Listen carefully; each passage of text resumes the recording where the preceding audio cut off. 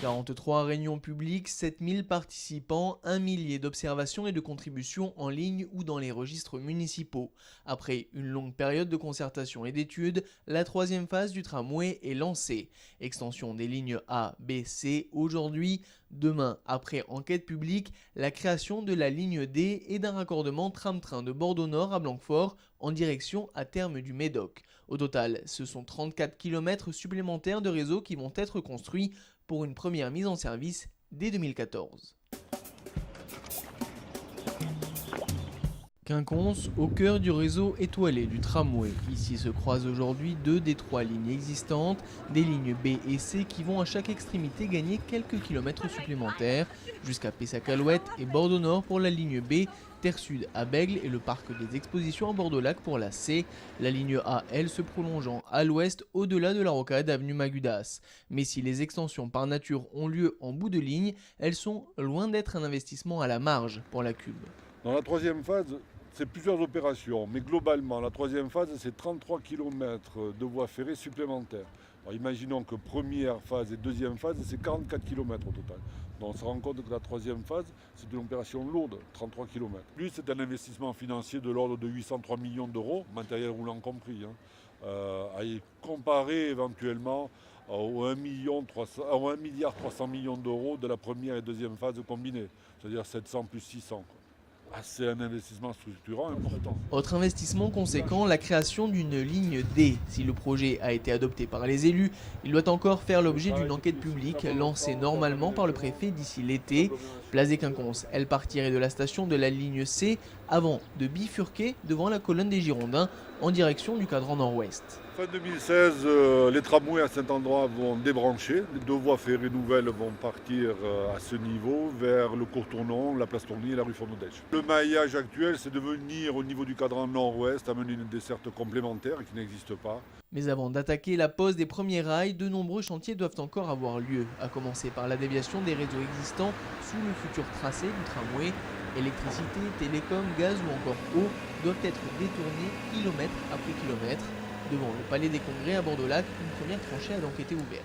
Ce sont des travaux préparatoires importants en termes de volume, qui représentent en l'occurrence sur cette extension ligne C environ 18 mois de travaux préalables à la pose des infrastructures tram. Chaque réseau est dévié par son maître d'ouvrage, c'est-à-dire le réseau concessionnaire proprement dit et ses entreprises. La Cube a un rôle de coordination avec son assistant TISIA pour que tout ça rentre dans un calendrier général qui se terminera par la mise en service du tramway. Les conditions de circulation, que ce soit des véhicules ou des transports en commun, sont aménagées de telle manière à minimiser l'impact de ces déviations, de ces chantiers de déviation de réseau. Pour éviter que les 3 ans de chantier ne se transforment en calvaire pour les habitants de l'agglo, la Cube a réactivé son service médiation mis en place lors des 2 premières phases. À Bacalan, Wilfried Esnault est ainsi parti faire du porte-à-porte pour prévenir la population. On a réalisé un courrier qui se présente comme ceci et donc qui présente en fait l'ensemble des travaux, le secteur, le type de travaux. Donc ici ce sont des travaux de déviation de réseau, les impacts éventuels sur la circulation, puisqu'ici pour ces travaux on a mis une déviation en place puisque les travaux ont lieu au milieu de la chaussée automobile. Les coordonnées des médiateurs sont mises sur chacun des courriers. Et on est là justement pour être contacté dès qu'il y a un problème, pour justement gérer ce problème, pour tout simplement que les gens puissent vivre les travaux au mieux. Des lettres de chantier réactualisées à chaque nouveau travaux. En plus de la présence sur le terrain de ces 3 médiateurs, un par ligne, la Cube a mis en place une série de réunions pour accompagner et faciliter le quotidien de ces riverains. C'est vraiment notre objectif que le riverain sente le moins possible dans sa vie quotidienne la gêne de ces chantiers. C'est aussi valable pour les commerçants qui ont à gérer des livraisons, des approvisionnements de leurs magasins. Dès lors que les chantiers vont démarrer, les premiers chantiers, on organise une réunion publique avec la mairie concernée. Donc ces réunions ont déjà commencé, elles se poursuivent jusqu'à la fin du mois d'avril. Et là, on informe de manière générale. Le planning général des travaux de déviation de réseau, on ne rentre pas tellement dans le détail.